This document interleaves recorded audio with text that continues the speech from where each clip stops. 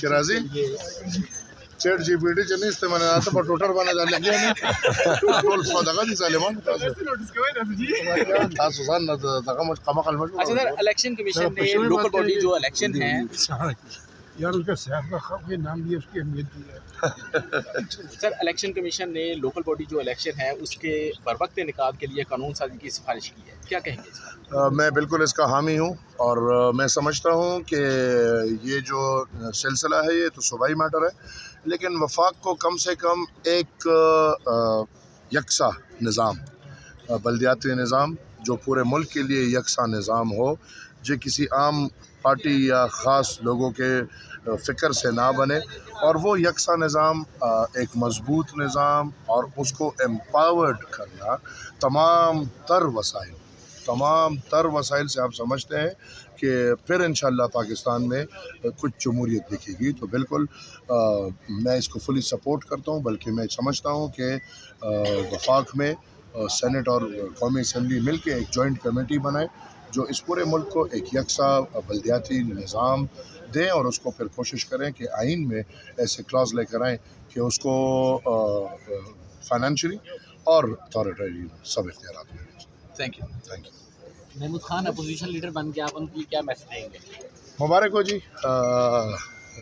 کبھی نواز شریف کے اسپوکس مین بن جاتے ہیں، تو کبھی تحریک طالبان افغانستان کے فورن منسٹر بن جاتے ہیں پاکستان میں، تو کبھی مولانا فضل الرحمان کے وہ بن جاتے ہیں. تو آج کل وہ قید نمبر 804 کے رہائی کے پیچھے پڑے. مبارک ہو، اس میں یہ سند بھی مل گئی ہے کہ اپوزیشن لیڈر بن گئے. اب ہمیں بتائیں کہ ہمارے جو قومی اسمبلی کا اپوزیشن لیڈر ہے آج کل کے حالات میں کیا اسی بیان پہ کھڑا ہے کہ کل جب وہ کہہ رہا تھا کہ میں تحریک طالبان افغانستان کا منسٹر ہوں، ایک فارن منسٹر ہوں پاکستان میں، تو کیا آج بھی ہمارا قومی اسمبلی کا اپوزیشن لیڈر تحریک طالبان افغانستان کا فارن منسٹر ہے کہ نہیں ہے؟ کیا آج بھی ہمارا اپوزیشن لیڈر یہ سمجھتا ہے کہ اگر پاکستان میں کوئی مسلم لیگ نواز یا نواز شریف کو ووٹ نہیں دے گا تو وہ کسی کام کا بندہ نہیں؟ تو باقی چیزیں 804 کا ہے یا 804 کا؟ ایک ہی چیز ہے، چار اور چور میں اتنا فرق نہیں ہے. وہ ہمارے جو افریدی لوگ ہوتے ہیں نا، یہ چور بولتے ہیں. سر، ماضی میں عمران خان صاحب میں مولانا چکزئی کی لباس کے مذاق اڑاتے تھے، آج وہی پوزیشن لیڈر بن گئے. بدقسمتی ہے. محمود خان چاچا کو میں بڑے طریقے سے، بڑے بزرگ ہیں، لیکن ہم یہ نہیں سمجھا پائے کہ اس گندگی کے ڈیر سے دور رہیں. آپ کو سمپتی ہے ان سے؟ یہ میں سمپتی ہے. وہ گندگی کے ڈیر کے قریب گئے اور میں سمجھتا ہوں کہ اس سے وہ گندے ہوں گے. جو ان کا ایک تاریخ ہے، ان کے والد کی ایک تاریخ ہے، اس سے پہلے بغاوت کی بات تو پھر الگ بات ہے، لیکن بغاوت سے پہلے کی جو تاریخ ہے وہ ایک بڑی ہسٹوریکل تاریخ ہے، اور اس تاریخ کو ستیہ ناش کر دیا میرے خیال میں. آج ان کو بلوچستان کی فکر نہیں، آج ان کو پختونوں کی فکر نہیں، آج ان کو یہ نعرہ بھول گئے کہ چترال نہ تر بولانا پختون یو کا محمود خانہ.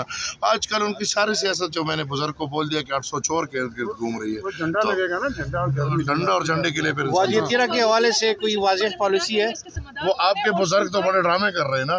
وہ منظوریہ بھی دے رہے ہیں اور پیکیجز بھی دے رہے ہیں اور پھر کہہ رہے ہیں کہ ہم ساتھ بھی نہیں ہیں اور ساتھ ہے بھی. میں سمجھتا ہوں کہ پختونوں پہ یہ قیامت کا ادوار ہے، اور یہ پہلا نہیں ہے نہ آخری ہے. یہ تھا، یہ ہے اور یہ رہے گا. وقت آ گیا ہے. یہ چھوٹی بات ہے. اب میں سمجھتا ہوں جو اتنی بڑی بات آپ بنا رہے ہیں، کیونکہ آبویسلی ادھر چیزیں ہو رہی ہیں نا. وہ گئے ہوئے، وہ فنکار گئے ہوئے ہیں، وہ ادھر کہہ رہے ہیں کہ ہم بھائی ساتھ نہیں ہیں. ساتھ نہیں ہو تو چھوڑو. حکومت کی کرسیاں پکڑ کے کہہ رہے ہو کہ ہم ساتھ نہیں ہیں. حکومت کی کرسیوں پہ بیٹھ کے ڈرامہ بازیاں کر رہے ہو. اتنی یہ کرسیاں پسند ہیں، چھوڑ دو بھائی. آپ کی پھر کیا، آپ کی حکومت ہے، آپ کی حکمرانی ہے، آپ کے صوبے میں اتنا بڑا کام ہو رہا ہے اور آپ کہہ رہے ہیں کہ ہم ساتھ نہیں ہیں. تو پھر اس کرسی میں کیا اتنا مزہ ہے جو اس سب کے اوپر آپ بیٹھے ہوئے؟ چھوڑ دو یہ کرسی اور پھر آپ کے آ کے بات کرو. ہم بھی آپ کے ساتھ کھڑے ہوں گے. اس طرح نہیں کہ ایک طرف کرسی میں بیٹھ کے وہی مزے لو اور دوسری طرف پھر رات کی تاریکیوں میں اور کام کرو. اور یہ وہی چیز ہے. یہ ابھی جو بیٹھے علی امین کا سینٹری فیس آف Ali Amin what I think. لیکن میں سمجھتا ہوں کہ پختون عوام کے ساتھ ظلم ہو رہا ہے. ہمارے اپنے ریسورسز ہمارے گلے لگ رہے ہیں. ہمارے اپنی زمین، ہماری اپنی دھرتی ہمارے گلے لگ رہی ہے. اور یہ آج سے نہیں، یہ 50 سال سے لگ رہی ہے. اور اب تو اس میں الحمدللہ ٹرمپ صاحب کی بھی خواہشات آ گئے ہیں، اور پتہ نہیں 600 ارب ڈالر ہے کہ کیا چیز ہے. تو لہٰذا میں سمجھتا ہوں کہ کم سے کم پختون قوم کو یہ اعتماد ہونا چاہیے کہ پختون قوم بھی پاکستانی شہری ہے.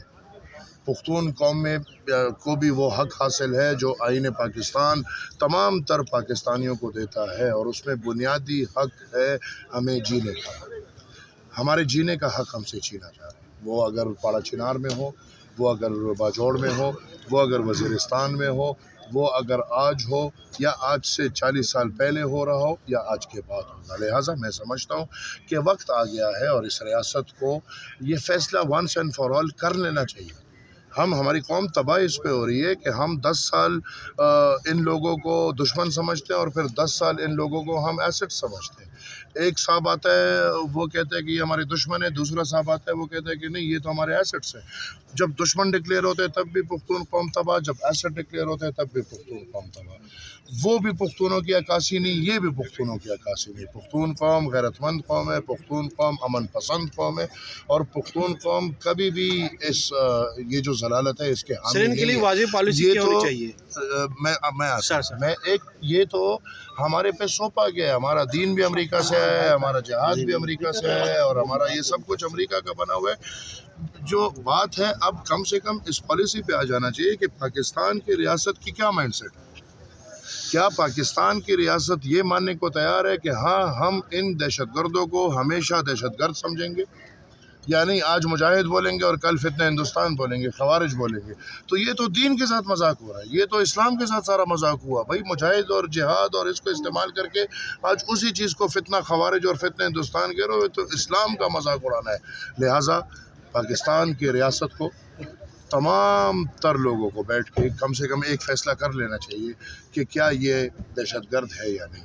اگر دہشت گرد ہے تو پھر مزید بات ہو سکتی ہے، اور پھر ہمیں بیٹھ کے تاریخ کو دیکھنا چاہیے.